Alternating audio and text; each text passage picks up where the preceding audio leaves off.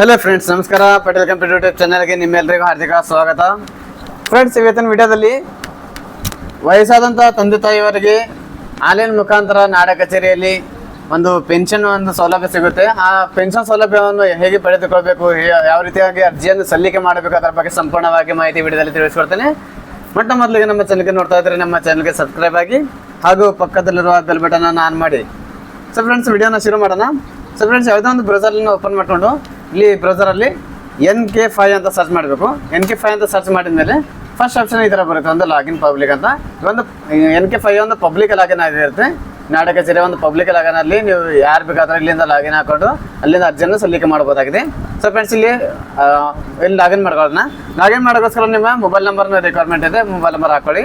ಇಲ್ಲಿ ವ್ಯಾಲಿಡ್ ಇರ್ತಕ್ಕಂಥ mobile number ಆಗಬೇಕು, ಯಾಕಂದರೆ ಆ ನಂಬರ್ಗೆ ಒಂದು OTP ಬರುತ್ತೆ. OTP ರಿಸೀವ್ ಆದಮೇಲೆ OTP ಎಂಟ್ರಿ ಮಾಡಿದ್ರೆ ಅಲ್ಲಿ ಲಾಗಿನ್ ಆಗುತ್ತೆ. So friends, mobile number entry ಮಾಡ್ಕೊಳ್ಳಿ. ನಂತರ ಫ್ರೆಂಡ್ಸ್, ಇಲ್ಲಿ OTPಯನ್ನು ಮೇಲೆ ಕ್ಲಿಕ್ ಮಾಡಿದ್ರೆ ನಿಮ್ಮ ನಂಬರ್ಗೆ ಒಂದು OTP ಬರುತ್ತೆ. ಆ OTPಯನ್ನು ಇಲ್ಲಿ ಎಂಟ್ರಿ ಮಾಡಬೇಕಾಗುತ್ತೆ. ಸೊ ಫ್ರೆಂಡ್ಸ್, OTPಗೋಸ್ಕರ ವೇಟ್ ಮಾಡೋಣ. ಸೊ ಫ್ರೆಂಡ್ಸ್, ಯಾವುದೇ OTP ಈ ಥರ ಬರ್ತಾ ಇಲ್ಲ ನಾವು ಅಂದರೆ ಬೇರೆ ನಂಬರಿಂದ ಬೇಕಾದ್ರೆ ನೀವು ಲಾಗಿನ್ ಮಾಡ್ಕೋಬೋದು. ಕೆಲವೊಂದು ಮೊಬೈಲಲ್ಲಿ OTP ಬರೋಂಗಿಲ್ಲ. ಮೊಬೈಲ್ ಏನಾದರೂ ಪ್ರಾಬ್ಲಮ್ ಇದ್ದರೆ ಅಲ್ಲಿಂದ ಲಾಗಿನ್ ಆಗಿರೋದಿಲ್ಲ. ಸೊ ಫ್ರೆಂಡ್ಸ್, ಇಲ್ಲಿ ಯಾವುದೇ ಬೇರೆ ನಂಬರಿಂದ ಲಾಗಿನ್ ಮಾಡ್ಕೊಳ್ಳಿ. ಲಾಗಿನ್ ಮಾಡಿದ ನಂತರ ಫ್ರೆಂಡ್ಸ್, ಇಲ್ಲಿ ಒಂದು OTP ಬಂದಿರುತ್ತೆ. ಆ OTPನ ಇಲ್ಲಿ ಎಂಟ್ರಿ ಮಾಡಬೇಕು. ನಿಮ್ಮ ಮೊಬೈಲ್ ನಂಬರ್ಗೆ ಯಾವುದು OTP ರಿಸೀವ್ ಆಗುತ್ತೆ ಅದೇ OTP ಹಾಕ್ಕೊಳ್ಳಿ. ಮುಂದೆ ಫ್ರೆಂಡ್ಸ್, ಈ ಥರ OTP ಹಾಕಿದ್ಮೇಲೆ ಈ ಥರ ಒಂದು ಡ್ಯಾಶ್ ಬೋರ್ಡನ್ನು ಓಪನ್ ಆಗುತ್ತೆ. ಓಪನ್ ಆದ ನಂತರ ಫ್ರೆಂಡ್ಸ್, ಇಲ್ಲಿ ನೋಡ್ಬೋದು ಇಲ್ಲಿಂದ ಅರ್ಜಿಯನ್ನು ಹೇಗೆ ಸಲ್ಲಿಕೆ ಮಾಡಬೇಕಪ್ಪ ಅಂತಂದರೆ ಇಲ್ಲಿ ಹೊಸ ವಿನಂತಿ ಅಂತ ಇದೆ. ಹೊಸ ವಿನಂತಿ ಮೇಲೆ ಕ್ಲಿಕ್ ಮಾಡ್ಕೋಬೇಕು. ಸೊ ಫ್ರೆಂಡ್ಸ್, ಇದು ಈ ಪೆನ್ಷನ್ಗೆ ಅರ್ಜಿಯನ್ನು ಸಲ್ಲಿಕೆ ಮಾಡಬೇಕಾದ್ರೆ ಯಾವುದೇ ರೀತಿಯಾಗಿ ಇಲ್ಲಿ ಇಂಗ್ಲೀಷಲ್ಲಿ ಸೆಲೆಕ್ಟ್ ಮಾಡ್ಕೋಬಾರ್ದು. ಓನ್ಲಿ ಕನ್ನಡನ ಸೆಲೆಕ್ಟ್ ಮಾಡಿದರೆ ಮಾತ್ರ ಇಲ್ಲಿ ಅರ್ಜಿನ ಸಲ್ಲಿಕೆ ಮಾಡೋದೊಂದು ಆಪ್ಷನ್ ಬರುತ್ತೆ. ಇಂಗ್ಲೀಷನ್ನು ಸೆಲೆಕ್ಟ್ ಮಾಡಿದರೆ ಈ ಥರ ಒಂದು ಆಪ್ಷನ್ ತೋರಿಸ್ಕೊಡ್ತೀನಿ ಯಾವ ಥರ ಬರುತ್ತೆ ಅಂದರೆ ಇಲ್ಲಿ ಒಂದು ಕ್ಲಿಕ್ ಮಾಡಿದರೆ ಇಲ್ಲಿ please select your language Kannada to proceed ಅಂತ ಬರುತ್ತೆ. ಸೊ ಫ್ರೆಂಡ್ಸ್, ಅದಕ್ಕೋಸ್ಕರ ಇಲ್ಲಿ ಕನ್ನಡ ಮೇಲೆ ಕ್ಲಿಕ್ ಮಾಡಿಕೊಂಡು ಅಲ್ಲಿಂದ ಅರ್ಜಿನ ಸೆಲೆಕ್ಟ್ ಮಾಡಿ. ಸೊ ಫ್ರೆಂಡ್ಸ್, ಇಲ್ಲಿ ಹೊಸ ವಿನಂತಿ ಮೇಲೆ ಹೋದ್ಮೇಲೆ ಇಲ್ಲಿ ಕೆಳಗಡೆ ಬಂದ ಮೇಲೆ ಇಲ್ಲಿ ಸಾಮಾಜಿಕ ಭದ್ರತಾ ಯೋಜನೆ ಅಂತ ಲಾಸ್ಟ್ ಆಪ್ಷನ್ ಇದೆ. ಇದರ ಮೇಲೆ ನಮಗೆ ಕ್ಲಿಕ್ ಮಾಡಬೇಕು. ಸೊ ಫ್ರೆಂಡ್ಸ್, ನಿಮಗೆ ಇದರ ವಯಸ್ಸಿಗೆ ತಕ್ಕಂಥ ಯಾವುದಾದ್ರು ವೇತನ ಸಿಗುತ್ತೆ ಅಂತಂದರೆ ಆ್ಯಸಿಡ್ ದಾಳಿಗೊಳಗಾದ ಮಹಿಳೆಯರ ವೇತನ ಅಂದರೆ ಆ್ಯಸಿಡ್ಗೆ ಏನಾದರೂ ಈ ಥರ ವಿಕ್ಟಿಮ್ ಆದರೆ ಅಂತ ಮಹಿಳೆಯರಿಗೆ ಇಲ್ಲಿ ಒಂದು ವೇತನ ಸಿಗುತ್ತೆ. ಇಲ್ಲಿ ರೈತರ ವಿಧವಾ ವಿಧಾನ ಅಂದರೆ ರೈತರು ಏನಾದರೂ ಆತ್ಮಹತ್ಯೆ ಮಾಡ್ಕೊಂಡು ಏನಾದರೂ ಆತ್ಮಹತ್ಯದಲ್ಲಿ ಏನಾದರೂ ಡೆತ್ ಆದರೆ ಅಂಥವ್ರ ಏನು ವೈಫ್ ಇರ್ತಾರೆ ಅಂದ್ರಿಗೆ ವಿಧವಾ ವೇತನ ಈ ಅರ್ಜಿ ಮೇಲೆ ಸಲ್ಲಿಕೆ ಮಾಡ್ಬೋದು. ಇಲ್ಲಿ ಎಂಡಸ್ ಮೇಲೆ ಯಾರು ಇರ್ತಾರೆ ಅಂತ ಫಲಾನುಭವಿ ಮಾತ್ರ ಇಲ್ಲಿ ಅರ್ಜಿಯನ್ನು ಸಲ್ಲಿಕೆ ಮಾಡ್ಬೋದು. ನಂತರ ಫ್ರೆಂಡ್ಸ್, ಇಲ್ಲಿ ಇಂದಿರಾ ಗಾಂಧಿ ರಾಷ್ಟ್ರೀಯ ವೃದ್ಧಾಪ್ಯ ವೇತನ ಅಂತ ಇದೆ. ಈ ಇಂದಿರಾ ಗಾಂಧಿ ವೃದ್ಧಾಪ್ಯ ವೇತನ ಅಂದರೆ 60 ವಯಸ್ಸು ಪೂರ್ಣಗೊಂಡ ಅಂತ ಅಭ್ಯರ್ಥಿಗಳಿಗೆ ಇಲ್ಲಿ ಅರ್ಜಿಯನ್ನು ಸಲ್ಲಿಕೆ ಮಾಡ್ಬೋದು. ನಂತರ ಮನಸ್ವಿನಿ ಅಂತ ಯೋಜನೆ ಇದೆ. ಈ ಒಂದು ಮನಸ್ವಿನಿ ಯೋಜನೆ ಯಾರಿಗೆ ಯೂಸ್ ಆಗತ್ತಪ್ಪ ಅಂದರೆ ಸುಮಾರು 40 ವಯಸ್ಸಾದರೂ ಕೂಡ ಇಲ್ಲಿ ಯಾರು ಹೆಣ್ಣುಮಕ್ಕಳು ಮದುವೆ ಆಗಲ್ಲ ಅಂಥವರಿಗೆ ಇಲ್ಲಿ ಮನಸ್ವಿನಿ ಯೋಜನೆಗೆ ಅರ್ಜಿಯನ್ನು ಸಲ್ಲಿಕೆ ಮಾಡ್ಬೋದು. ಸೊ ಫ್ರೆಂಡ್ಸ್, ಅದೇ ರೀತಿಯಾಗಿ ಮೈತ್ರಿ ಯೋಜನೆ ಅಂತ ಅದು ಕೂಡ ಒಂದು ಬೇರೆ ಆಪ್ಷನ್ ಇದೆ. ಸದ್ಯದಲ್ಲಿ ಮೈತ್ರಿ ಯೋಜನೆಗೆ ಅರ್ಜಿಯನ್ನು ಕೊಡ್ತಾ ಇಲ್ಲ. ಸೊ ಫ್ರೆಂಡ್ಸ್, ಅದೇ ರೀತಿಯಾಗಿ ಇಲ್ಲಿ ರಾಷ್ಟ್ರೀಯ ಕುಟುಂಬ ಕ್ಷೇಮ ಯೋಜನೆ ಅಂತ ಇದೆ. ರಾಷ್ಟ್ರೀಯ ಕುಟುಂಬ ಅಂತಂದರೆ ಈ ರೀಸೆಂಟಾಗಿ ಏನಾದರೂ ಹಸ್ಬೆಂಡ್ ಡೆತ್ ಆದರೆ, ಹಸ್ಬೆಂಡ್ ದುಡಿಯೋಂಥ ವ್ಯಕ್ತಿ ಆದರೆ ಅಂಥವ್ರಿಗೆ ಈ ಹೆಣ್ಮಕ್ಳಿಗೆ ಸ್ವಲ್ಪ ಸಹಾಯಧನಗೋಸ್ಕರ ಇಲ್ಲಿ ರಾಷ್ಟ್ರೀಯ ಕುಟುಂಬ ಕ್ಷೇಮ ಯೋಜನೆಗೋಸ್ಕರ ಅರ್ಜಿಯನ್ನು ಸಲ್ಲಿಕೆ ಮಾಡಿದರೆ 1 ವರ್ಷದ ಒಳಗಾಗಿ 20,000 ರೂಪಾಯಿ ಅವರಿಗೆ ಅವರ ಖಾತೆಗೆ ಜಮಾ ಆಗುತ್ತೆ. ಅದಕ್ಕೋಸ್ಕರ ಈಗ ಅದು ಡೆತ್ ಆಗಿ ಒಂದು ಸುಮಾರು 6 ತಿಂಗಳ ಒಳಗಾಗಿ ಒಂದು ಅರ್ಜಿಯನ್ನು ಸಲ್ಲಿಕೆ ಮಾಡಲು ಒಂದು ಅವಕಾಶ ಇರುತ್ತೆ. ಸೊ ಫ್ರೆಂಡ್ಸ್, ಅದೇ ರೀತಿಯಾಗಿ ಅಂಗವಿಕಲ ಪೋಷಣ ವೇತನ ಅಂತದೆ. ಯಾರ್ಯಾರು ಹ್ಯಾಂಡಿಕ್ಯಾಪ್ ಅಭ್ಯರ್ಥಿಗಳಿದ್ದಾರೆ ಸುಮಾರು 47%ಗಿಂತ ಹೆಚ್ಚಾಗಿ ಏನಾದರೂ ಪರ್ಸೆಂಟೇಜ್ ಇದ್ದರೆ ಅಂಥವ್ರಿಗೆ ಈ ಅಂಗವಿಕಲ ಪೋಷಣ ವೇತನಕ್ಕೆ ಅರ್ಜಿಯನ್ನು ಸಲ್ಲಿಕೆ ಮಾಡಲು ಅವಕಾಶ ಇರುತ್ತೆ. ಅದೇ ರೀತಿಯಾಗಿ ಸಂಧ್ಯಾ ಸುರಕ್ಷಾ ಅಂತ ಯೋಜನೆ ಇದೆ. ಈ ಒಂದು ಸಂಧ್ಯಾ ಸುರಕ್ಷಾ ಯೋಜನೆಗೆ ಯಾರ್ಯಾರು ಎಲಿಜಿಬಲ್ ಅಪ್ಪ ಅಂದರೆ ಸುಮಾರು 65 ವಯಸ್ಸನ್ನು ಅಲ್ಲಿ ಪೂರ್ಣಗೊಂಡ ಅದು ಬೇಕಾಗುತ್ತೆ. 65 ವರ್ಷ ಕಂಪ್ಲೀಟ್ ಆದರೆ ಅವರಿಗೆ 1,200 ರೂಪಾಯಿ 200 ರೂಪಾಯಿಲಿ ಅವರಿಗೆ ಸಿಗುತ್ತೆ ಈ ಒಂದು ಸಂಧ್ಯಾ ಸುರಕ್ಷಾ ಯೋಜನೆಗೆ. ಅದೇ ರೀತಿಯಾಗಿ ಇಂದಿರಾ ಗಾಂಧಿ ವೃದ್ಧಾಪ್ಯ ಯೋಜನೆಗೆ 800 ರೂಪಾಯಿ ಅಂದರೆ ಇಲ್ಲಿ ಅವರಿಗೆ ಸಿಗುತ್ತೆ. ಅದೇ ರೀತಿಯಾಗಿ ರೈತರ ವಿಧವಾ ವೇತನಗೆ 1,200 ರೂಪಾಯಿಲಿ ಸಿಗುತ್ತೆ. ಅದೇ ರೀತಿಯಾಗಿ ಮನಸ್ವಿನಿ ಯೋಜನೆಗೂ ಕೂಡ ಇಲ್ಲಿ 800 ರೂಪೀಸ್ ಅವರಿಗೆ ಸಿಗುತ್ತೆ. ಅದೇ ರೀತಿಯಾಗಿ ನಿರ್ಗತಿಕ ವಿಧವಾ ವಿಧಾನ ಯಾರದು ವಿಧವಾ ಇರ್ತಾರೆ ಅಂಥವರಿಗೆ ಒಂದು ಅರ್ಜಿಯನ್ನು ಸಲ್ಲಿಕೆ ಮಾಡ್ಬೋದು. ಅವರಿಗೂ ಕೂಡ 800 ರೂಪಾಯಿ ಅವರಿಗೆ ಸಿಗುತ್ತೆ. ಸೊ ಫ್ರೆಂಡ್ಸ್, ಇಲ್ಲಿ ನಾವು 65 ವಯಸ್ಸು ಆದಂಥ ಅಭ್ಯರ್ಥಿಗೆ ಒಂದು ಅರ್ಜಿಯನ್ನು ಸಲ್ಲಿಕೆ ಮಾಡಿ ತೋರಿಸಿದ್ದೀನಿ. ಅವರಿಗೆ ಈ ಸಂಧ್ಯಾ ಸುರಕ್ಷಾ ಯೋಜನೆಯನ್ನು ಎಲಿಜಿಬಲ್ ಆಗುತ್ತೆ. ಅವರಿಗೆ ಈ ಯೋಜನೆ ಮೇಲೆ ನಮಗೆ ಇಲ್ಲಿ ಕ್ಲಿಕ್ ಮಾಡ್ಕೋಬೇಕು. ಕ್ಲಿಕ್ ಮಾಡಿದ ನಂತರ ಫ್ರೆಂಡ್ಸ್, ಇಲ್ಲಿ ನೋಡ್ಬೋದು ಇಲ್ಲಿ ಪ್ರಮಾಣ ಪತ್ರ ಪಡೆಯಲು ನಿಗದಿಪಡಿಸಿರುವ ಗರಿಷ್ಠ ದಿನಗಳನ್ನು 45 ದಿನಗಳ ಒಳಗಾಗಿ ನಿಮಗೆ ಒಂದು ಸರ್ಟಿಫಿಕೇಟ್ ಅನ್ನು ದೊರೆಯಲಿದೆ. ಅದಕ್ಕೋಸ್ಕರ ಸೇವಾ ಶುಲ್ಕ ಅಂತ ಬಂದು ಯಾವುದೇ ಥರ ಸೇವಾ ಶುಲ್ಕ ಆನ್ಲೈನ್ ಪ್ರೊಸೆಸಿಂಗ್ ಫೀಸ್ ಏನೂ ಇರೋದಿಲ್ಲ. ಅದೇ ರೀತಿಯಾಗಿ ಯಾವುದೋ ದಾಖಲೆ ಬೇಕಪ್ಪ ಅಂತಂದರೆ ಇಲ್ಲಿ ಪಡಿತರ ಚೀಟಿ ಬೇಕಾಗುತ್ತೆ, ಅಂದರೆ ರೇಷನ್ ಕಾರ್ಡು, ಎಪಿಕ್ ಅಂದರೆ ವೋಟರ್ ID, ಹಾಗೂ ಗುರುತಿನ ಚೀಟಿ ಅಂದರೆ ಯಾವುದೋ ಒಂದು ಆಧಾರ್ ಕಾರ್ಡು ಅಥವಾ ವಯಸ್ಸಿನ ದೃಢೀಕರಣ ಪತ್ರ. ಅಂದರೆ ನಿಮ್ಮ ಹತ್ತಿರದ ನಿಮ್ಮ ಇಲ್ಲಿ ಸಾರ್ವಜನಿಕ ಆಸ್ಪತ್ರೆಯಲ್ಲಿ ನಿಮಗೆ ಇಲ್ಲಿ ವಯಸ್ಸಿನ ದೃಢೀಕರಣ ಪ್ರಮಾಣ ಪತ್ರವನ್ನು ಬರೆದುಕೊಂಡು ಬರಬೇಕಾಗುತ್ತೆ. ಅದನ್ನು ಕೂಡ ಇಲ್ಲಿ ಅಪ್ಲೋಡ್ ಮಾಡಬೇಕು. ನಂತರ ವಿಳಾಸದ ಪುರಾವೆ ಯಾವುದೊಂದು ಅಡ್ರೆಸ್ ಪ್ರೂಫ್ ಅಂದರೆ ರೇಷನ್ ಕಾರ್ಡಲ್ಲಿ ಅಪ್ಲೋಡ್ ಮಾಡಬಹುದು. ಸೊ ಫ್ರೆಂಡ್ಸ್, ಇಷ್ಟೊಂದು ಡಾಕ್ಯುಮೆಂಟ್ಸ್ ಇದ್ದರೆ ನೀವು ಅರ್ಜಿಯನ್ನು ಸಲ್ಲಿಕೆ ಮಾಡಲು ಎಲಿಜಿಬಲ್ ಆಗಿದ್ದೀರಾ. ಅದೇ ನಂತರ ಫ್ರೆಂಡ್ಸ್ ಇಲ್ಲಿ ಮುಂದುವರಿಸಿ ಮೇಲೆ ಕ್ಲಿಕ್ ಮಾಡಿಕೊಂಡು ಇಲ್ಲಿ ನೀವು ಪಡಿತರ ಚೀಟಿ ಹೊಂದಿದ್ದೀರಾ ಅಂತ ಕೇಳುತ್ತೆ. ಸೊ ಫ್ರೆಂಡ್ಸ್, ಇದ್ರೆ ಎಸ್ ಅಂತ ಹಾಕೊಳ್ಳಿ, ಇಲ್ಲಾಂದರೆ ನೋ ಅಂತ ಮಾಡ್ಬೋದು. ಇರಬೇಕಾಗುತ್ತೆ ಕಂಪಲ್ಸರಿ. ಎಸ್ ಅಂತ ಹಾಕೊಂಡು ಇಲ್ಲಿಂದ ಅರ್ಜಿಯನ್ನು ಸಲ್ಲಿಕೆ ಮಾಡಿದ್ರೆ ಕೆಲವೊಬ್ಬರು ರೇಷನ್ ಕಾರ್ಡ್ ಹಾಗೂ ಆಧಾರ್ ಕಾರ್ಡಲ್ಲಿ ಸ್ಪೆಲ್ಲಿಂಗ್ಗಳು ಮಿಸ್ಟೇಕ್ಸ್ ಇದ್ರೆ ಅವರು ಇಲ್ಲಿಂದ ಎಸ್ ಅಂತ ಮಾಡ್ಕೊಂಡು ಅರ್ಜಿಯನ್ನು ಸಲ್ಲಿಕೆ ಮಾಡೋದಕ್ಕೆ ಹೋಗಬೇಡಿ. ಯಾಕಂದರೆ ಮುಂದೆ ಅರ್ಜಿಯನ್ನು ಸಲ್ಲಿಕೆ ಆದ ನಂತರ ಈ KYC ಕೂಡ ಇಲ್ಲಿ ಕಂಪ್ಲೀಟ್ ಆಗೋದಿಲ್ಲ. ಅದಕ್ಕೋಸ್ಕರ ಇಲ್ಲಿ ನೋ ಅಂತ ಇಲ್ಲಿ ಕ್ಲಿಕ್ ಮಾಡಿಕೊಂಡು ಇಲ್ಲಿಂದ ಅರ್ಜಿಯನ್ನು ಸಲ್ಲಿಕೆ ಮಾಡ್ಬೋದು. ನಂತರ ಫ್ರೆಂಡ್ಸ್ ಇಲ್ಲಿ ಆಧಾರ್ ದೃಢೀಕರಣ ಅಂದರೆ ಆಧಾರ್ ಮುಖಾಂತರ ಇಲ್ಲ ಅರ್ಜಿಯನ್ನು ಸಲ್ಲಿಕೆ ಮಾಡಲು ಮುಂದುವರಿಸಿ ಅಂತ ತೋರಿಸ್ಕೊಡ್ತಾ ಇದೆ. ಅದರ ಮೇಲೆ ನಮಗೆ ಕ್ಲಿಕ್ ಮಾಡ್ಕೋಬೇಕು. ನಂತರ ಫ್ರೆಂಡ್ಸ್ ಇಲ್ಲಿ ನೇಮ್ ಆಸ್ ಪರ್ ಆಧಾರ್ ಅಂತ ಇದೆ. ಇಲ್ಲಿ ಆಧಾರ್ ಕಾರ್ಡಲ್ಲಿ ಇರ್ತಕ್ಕಂಥ ಹೆಸರು ಇಲ್ಲಿ ಎಂಟ್ರಿ ಮಾಡಬೇಕು. ಯಾವ ರೀತಿಯಪ್ಪ ಅಂತಾರೆ ಇಂಗ್ಲೀಷಲ್ಲಿ ಇರ್ತಕ್ಕಂಥ ಹೆಸರಲ್ಲಿ ಎಂಟ್ರಿ ಮಾಡಬೇಕು. ನಂತರ ಫ್ರೆಂಡ್ಸ್ ಇಲ್ಲಿ ನೇಮ್ ಆಸ್ ಪರ್ ಆಧಾರ್ ಅಂತ ಇದೆ ಕನ್ನಡದಲ್ಲಿ. ನಂತರ ಫ್ರೆಂಡ್ಸ್ ಇಲ್ಲಿ ಕನ್ನಡದಲ್ಲಿ ಹೆಸರು ಎಂಟ್ರಿ ಮಾಡಬೇಕು. ಅದಂತರ ಫ್ರೆಂಡ್ಸ್ ಇಲ್ಲಿ ಆಧಾರ್ ನಂಬರ್ ಅಂತ ಕೇಳ್ತಾ ಇದೆ, ಆಧಾರ್ ನಂಬರನ್ನು ಹಾಕೊಳ್ಳಿ.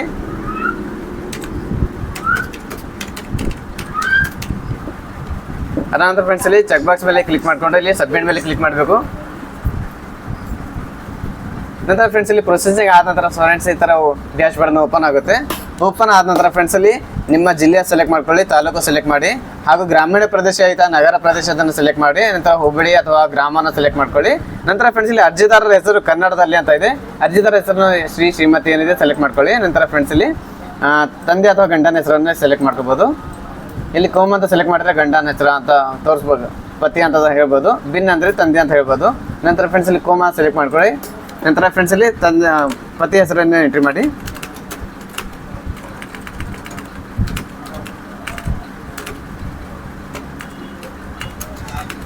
ಅದಂತರ ಫ್ರೆಂಡ್ಸ್ ಇಲ್ಲಿ ತಾಯಿ ಹೆಸರನ್ನು ಹಾಕ್ಕೊಳ್ಳಿ.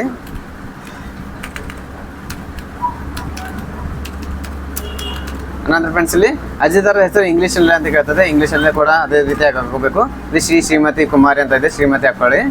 ಅನಂತರ ಫ್ರೆಂಡ್ಸ್ ಇಲ್ಲಿ ಕೋಮ ಅಂತ ಇದೆ, ಇಲ್ಲಿ ವೈಫ್ ಅಪ್ ಅಂತ ಬರುತ್ತೆ. ನಂತರ ಇಲ್ಲಿ ಆ್ಯಸ್ ಇಟ್ ಈಸ್ ಇಂಗ್ಲೀಷಲ್ಲಿ ಕೂಡ ಇಲ್ಲಿ ಎಂಟ್ರಿ ಮಾಡಬೇಕು. ಅನಂತರ ಫ್ರೆಂಡ್ಸ್ ಇಲ್ಲಿ ತಾಯಿ ಹೆಸರು ಕೂಡ ಇಂಗ್ಲೀಷಲ್ಲಿ ಹಾಕೋಬೇಕು. ಅನಂತರ ಫ್ರೆಂಡ್ಸ್ ಇಲ್ಲಿ ಕನ್ನಡದಲ್ಲಿ ವಿಳಾಸನ ಹಾಕೋಬೇಕು. ಅವರ ಇದ್ದಂಥ ವಿಳಾಸನ ಹಾಕ್ಕೊಳ್ಳಿ, ಆಧಾರ್ ಕಾರ್ಡಲ್ಲಿ ಇರ್ತಕ್ಕಂಥ ಅಡ್ರೆಸ್ಸು. ಅನಂತರ ಫ್ರೆಂಡ್ಸ್ ಇಲ್ಲಿ ಜಿಲ್ಲೆ ಹೆಸರು ಕೂಡ ಹಾಕ್ಕೋಬೇಕು. ನಂತರ ಪಿನ್ ಕೋಡನ್ನು ಎಂಟ್ರಿ ಮಾಡ್ಕೊಳ್ಳಿ. ಅನಂತರ ಫ್ರೆಂಡ್ಸ್ ಇಂಗ್ಲೀಷ್ನಲ್ಲಿ ವಿಳಾಸ ಕೂಡ ಅದೇ ರೀತಿಯಾಗಿ ಎಂಟ್ರಿ ಮಾಡ್ಕೋಬೇಕಾಗುತ್ತೆ. ನಂತರ ಇಲ್ಲಿ ತಾಲೂಕು ಇಂಗ್ಲೀಷಲ್ಲಿ ಕೂಡ ಅದೇ ರೀತಿಯಾಗಿ ಇಲ್ಲಿ ಇಂಗ್ಲೀಷಲ್ಲೂ ಕೂಡ ಇಲ್ಲಿ ಅರ್ಜಿಯನ್ನು ಹಾಕ್ಕೋಬೇಕು. ಡಿಸ್ಟ್ರಿಕ್ಟ್ ಹೆಸರು ಹಾಕ್ಕೊಳ್ಳಿ. ನಂತರ ಇಲ್ಲಿ ಮೊಬೈಲ್ ನಂಬರ್ ಕೇಳ್ತದೆ, ಮೊಬೈಲ್ ನಂಬರ್ಗೆ OTP ಬರುತ್ತೆ. ಆ ನಂಬರ್ಗೆ ಒಂದು ಇಲ್ಲಿ ಕ್ಲಿಕ್ ಮಾಡ್ಕೊಂಡು OTPನ ಸೆಂಡ್ ಮಾಡ್ಕೊಳ್ಳಿ. ನಂತರ ಫ್ರೆಂಡ್ಸ್ ನಿಮ್ಮ ನಂಬರ್ಗೆ ಒಂದು OTP ಬರುತ್ತೆ, ಆ OTPನ ಹಾಕ್ಕೊಳ್ಳಿ.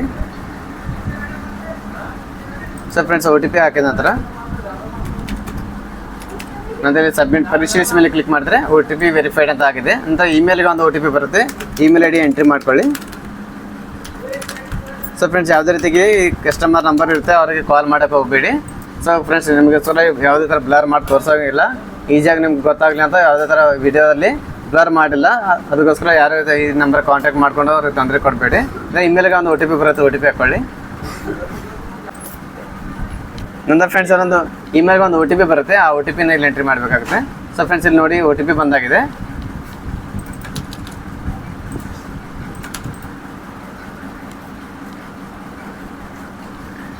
ಸೊ ಫ್ರೆಂಡ್ಸ್ ಅದಾಂತರದಲ್ಲಿ ಪ್ರಮಾಣ ಪತ್ರ ವಿತರಣಾ ವಿಧಾನ ಅಂತ ಕೇಳ್ತದೆ. ಇನ್ ಪರ್ಸನ್ ಅಥವಾ ಸ್ಪೀಡ್ ಪೋಸ್ಟ್ ಅಂತ ಇದೆ. ಇನ್ ಪರ್ಸನ್ ಅಂತ ಸೆಲೆಕ್ಟ್ ಮಾಡಿದ್ರೆ ನೀವೇ ಖುದ್ದಾಗಿ ಆಫೀಸ್ಗೆ ಡಾಕ್ಯುಮೆಂಟ್ ಸಲ್ಲಿಕೆ ಮಾಡ್ತೀರಾ ಅಂತ ಕೇಳ್ತಾ ಇದೆ. ಸೊ ಫ್ರೆಂಡ್ಸ್ ಇವಾಗಲೇ ಏನಾಯ್ತು ರೀಸೆಂಟಾಗಿ ಡಿಜಿಟಲ್ ಆಗಿರೋದ್ರಿಂದ ಯಾವುದೇ ಥರ ದಾಖಲೆಯನ್ನು ಸಬ್ಮಿಟ್ ಮಾಡೋಂಥ ಅವಕಾಶ ಇರಲ್ಲ. ಅದಕ್ಕೋಸ್ಕರ ಇಲ್ಲಿ ಇನ್ ಪರ್ಸನ್ ಮೇಲೆ ಕ್ಲಿಕ್ ಮಾಡಿಕೊಂಡು ಮುಂದಿನದ ಮೇಲೆ ಕ್ಲಿಕ್ ಮಾಡಿ. ನಂತರ ಫ್ರೆಂಡ್ಸ್ ಇಲ್ಲಿ ಹುಟ್ಟಿದ ದಿನಾಂಕ ಕೇಳ್ತಾ ಇದೆ. ನಿಮ್ಮ ಆಧಾರ್ ಕಾರ್ಡಲ್ಲಿ ಇರ್ತಕ್ಕಂಥ ಡೇಟ್ ಆಫ್ ಬರ್ತನ್ನು ಎಂಟ್ರಿ ಮಾಡಿ. ನಂತರ ವಯಸ್ಸು ಎಷ್ಟಿದೆ ವಯಸ್ಸನ್ನು ಹಾಕ್ಕೊಳ್ಳಿ. ನಂತರ ಫ್ರೆಂಡ್ಸ್ ಲಿಂಗ ಯಾವುದಿದೆ ಗಂಡು ಹೆಣ್ಣಿದೆ ಸೆಲೆಕ್ಟ್ ಮಾಡಿ. ನಂತರ ಮೀಸಲಾತಿ ವರ್ಗ ಯಾವ ಕಾಸ್ಟಿಗೆ ಬಿಲಾಂಗ್ ಮಾಡಿದ್ರೆ ಆ ಕಾಸ್ಟನ್ನು ಸೆಲೆಕ್ಟ್ ಮಾಡಿ. ನಂತರ ನಿಮ್ಮ ವಾರ್ಷಿಕ ಆದಾಯ ಎಷ್ಟಿದೆ ಅಂತ ಸೆಲೆಕ್ಟ್ ಮಾಡಿ. ಸುಮಾರು ಒಂದು 10,000ಕ್ಕಿಂತ ಕಡಿಮೆ ಹಾಕೊಳ್ಳಿ. ಯಾಕಂದ್ರೆ ಹೆಚ್ಚಾಗಿ ಹಾಕಿದರೆ ಅದೇ ಹೆಚ್ಚಿಗೆ ಇದೆ ಅಂತ ಇನ್ನು ರಿಜೆಕ್ಟ್ ಮಾಡೋಂಥ ಒಂದು ಅವಕಾಶನ ಕೊಟ್ಟಿರ್ತಾರೆ. ಅದಕ್ಕೋಸ್ಕರ ನೀವು 10,000ಕ್ಕಿಂತ ಕಡಿಮೆ ಹಾಕೊಳ್ಳಿ.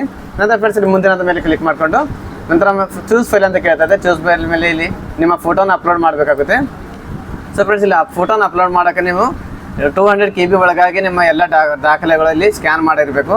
ಅಂಥ ದಾಖಲೆಗಳು ಮಾತ್ರ ಇಲ್ಲಿ ಅಕ್ಸೆಪ್ಟ್ ಆಗುತ್ತೆ. ಸೊ ಫ್ರೆಂಡ್ಸ್ ಅದಕ್ಕೋಸ್ಕರ 200 KB ಒಳಗಾಗಿ ನೀವು ಸ್ಕ್ಯಾನ್ ಮಾಡ್ಕೊಳ್ಳಿ. ಅಂದರೆ ಫ್ರೆಂಡ್ಸ್ ಇಲ್ಲಿ ಫೋಟೋ ಅಪ್ಲೋಡ್ ಆಯಿತು. ಅದಂದ್ರೆ ಫ್ರೆಂಡ್ಸ್ ಇಲ್ಲಿ ವಿಳಾಸದ ಪುರಾವೆ ಅಂತ ಕೇಳ್ತದೆ. ಇಲ್ಲಿ ನಿಮ್ಮ ರೇಷನ್ ಕಾರ್ಡನ್ನು ಅಪ್ಲೋಡ್ ಮಾಡ್ಕೊಳ್ಳಿ. ಅನಂತರ ಫ್ರೆಂಡ್ಸ್ ಇಲ್ಲಿ ವಯಸ್ಸಿನ ದೃಢೀಕರಣ ಫಾರ್ಮ್ ಅಂತ ಇದೆ. ನಿಮ್ಮ ಏನು ಸಾರ್ವಜನಿಕ ಆಸ್ಪತ್ರೆಯಲ್ಲಿ ಫಾರ್ಮ್ ಫಿಲ್ ಮಾಡ್ಕೊಂಬಂದ್ರೆ ಈ ಥರ ಒಂದು ಫಾರ್ಮೆಟು ಅದನ್ನು ಇಲ್ಲಿ ಫಿಲ್ ಮಾಡ್ಕೋಬೇಕು. ಅದಾನಂತರ ಫ್ರೆಂಡ್ಸ್ ಇಲ್ಲಿ ಗುರುತಿನ ಚೀಟಿ ಅಂತ ಕೇಳ್ತದೆ. ಗುರುತಿನ ಚೀಟಿ ಅಂದರೆ ನಿಮ್ಮ ಆಧಾರ್ ಕಾರ್ಡನ್ನು ಇಲ್ಲಿ ಅಪ್ಲೋಡ್ ಮಾಡ್ಕೊಳ್ಳಿ. ಅದೇ ರೀತಿಯಾಗಿ ಇಲ್ಲಿ ಇಪಿಕ್ ಅಂತ ಕೇಳ್ತದೆ. ನಿಮ್ಮ ವೋಟರ್ ID ಕೂಡ ಇಲ್ಲಿ ಅಪ್ಲೋಡ್ ಮಾಡ್ಕೊಳ್ಳಿ. ಅದಾನಂತರ ಫ್ರೆಂಡ್ಸ್ ಇದು ಇನ್ನೊಂದು ಆಪ್ಷನ್ ರೇಷನ್ ಕಾರ್ಡ್ ಅಂತ ಇಲ್ಲಿ ನೀವು ಯಾವುದೇ ಥರ ಒಂದು NPCIದು ಲಿಂಕ್ ಇರೋವಂಥ ಆಪ್ಷನ್ ಕೂಡ ಇಲ್ಲಿ ಎಂಟ್ರಿ ಮಾಡ್ಬೋದು, ಸಬ್ಮಿಟ್ ಮಾಡ್ಬೋದು. ಇದೇ ರೀತಿ ಭಾಳಷ್ಟು ಆಪ್ಷನ್ ಇರುತ್ತೆ. ಏನು ಎಕ್ಸ್ಟ್ರಾ ಇರುತ್ತೋ ಅದನ್ನು ಇಲ್ಲಿ ಪಾಸ್ಬುಕ್ ಅಥವಾ ಏನೇ ಒಂದು ದಾಖಲೆಗಳಲ್ಲಿ ಅಪ್ಲೋಡ್ ಮಾಡ್ಕೊಳ್ಳಿ. ಅಂದರೆ ಫ್ರೆಂಡ್ಸ್ ಇಲ್ಲಿ ಸಲ್ಲಿಸಿ ಮೇಲೆ ಕ್ಲಿಕ್ ಮಾಡಿದ್ರೆ ಒಂದು ID ನಂಬರ್ ಜನರೇಟ್ ಆಗುತ್ತೆ. ಈ ನಂಬರ್ ಬಂದು ಎಲ್ಲೇ ಒಂದು ನೋಟ್ ಮಾಡ್ಕೊಂಡು ಇಟ್ಕೊಳ್ಳಿ. ಈ ID ನಂಬರ್ ಮುಖಾಂತರ ನೀವು ಇದನ್ನು ಸ್ಟೇಟಸನ್ನು ಚೆಕ್ ಮಾಡ್ಬೋದು. ಈ ಸ್ಟೇಟಸ್ ಯಾವ ರೀತಿಯಾಗಿ ಚೆಕ್ ಮಾಡಬೇಕು ಅದರ ಬಗ್ಗೆ ಸಂಪೂರ್ಣವಾಗಿ ಒಂದು ವಿಡಿಯೋನ ಇಲ್ಲಿ ಡಿಸ್ಕ್ರಿಪ್ಷನ್ ಬಾಕ್ಸಲ್ಲಿ ಲಿಂಕಲ್ಲಿ ಕೊಟ್ಟಿರ್ತೀನಿ. ಹಾಗೆ ನಮ್ಮ ಚಾನಲ್ ಕೂಡ ಒಂದು ಈ ಒಂದು ವಿಡಿಯೋ ಇರುತ್ತೆ. ಕ್ಲಿಯರಾಗಿ ಅಲ್ಲಿಂದ ನೋಡಿಕೊಂಡು ನೀವು ಯಾವ ರೀತಿಯಾಗಿ ನೋಡಬೇಕಂದ್ರೆ ಅದರ ಡೀಟೇಲ್ಸನ್ನು ಕೊಟ್ಟಿರ್ತೀನಿ. ಸೊ ಫ್ರೆಂಡ್ಸ್ ID ನಂಬರು ಒಂದು ನೋಟ್ ಮಾಡ್ಕೊಳ್ಳಿ. ನಂತರ ಫ್ರೆಂಡ್ಸಲ್ಲಿ ಈ ಸೈಗೆ ಮುಂದುವರಿಸಿ ಅಂತ ಇದೆ. ಈ ಸೈ ಮೇಲೆ ಕ್ಲಿಕ್ ಮಾಡಿದರೆ ನಿಮ್ಮ ಆಧಾರ್ ಕಾರ್ಡ್ಗೆ ಲಿಂಕ್ ಇರ್ತಕ್ಕಂಥ ನಂಬರ್ಗೆ ಒಂದು OTP ಬರುತ್ತೆ. ಆ ಒಂದು OTPಗೆ ಇಲ್ಲಿ ಎಂಟ್ರಿ ಮಾಡಬೇಕಾಗುತ್ತೆ. ಸೊ ಫ್ರೆಂಡ್ಸಲ್ಲಿ ವೇಟ್ ಮಾಡೋಣ. OTP ಕಸ್ಟಮರ್ ಕಾಲ್ ಮಾಡಿಕೊಂಡು ಇಲ್ಲಿಂದ OTP ಹಾಕೊಳ್ಳೋಣ.